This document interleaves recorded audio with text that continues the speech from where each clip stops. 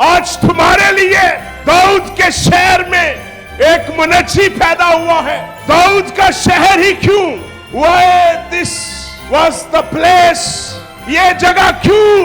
اگر ہم داؤد کے شہر کی سٹڈی کریں کہ یہ وہ جگہ ہے جہاں پر، یا یہ وہ جگہ ہے جہاں پر قتل و غارت ہے.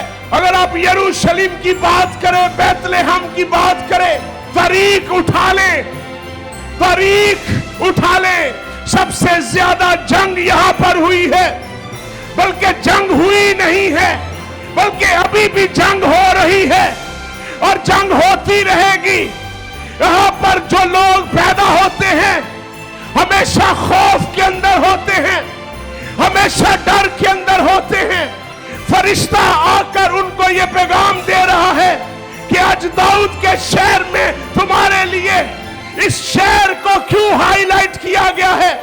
یہاں پر قتل و غارت اس جگہ پر بہت زیادہ تھی. یہاں پر سکون نہیں ہوا. ہسٹری اٹھا کر دیکھ لیں، یہ شہر ہمیشہ جنگ و جدل کا شکار رہا ہے. ہسٹری اٹھا کر دیکھ لیں، دنیا کے اندر لوگ اس شہر پر قبضہ کرنے کے لیے قومیں چڑھائی کرتی تھی. یہاں پر ہمیشہ جنگ رہی ہے.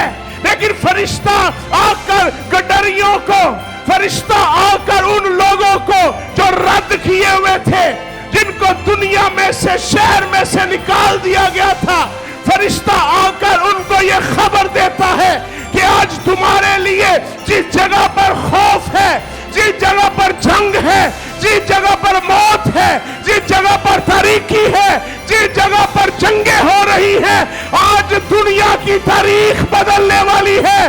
اس جگہ پر نجات دہندہ جو صلح کا پیروکار ہے، جو سلامتی کا شہزادہ ہے، جو دنیا کے اندر سلامتی لاتا ہے، وہ جو دنیا کی تاریخ کے اندر اس جیسا کوئی بھی نہیں ہے، آج اس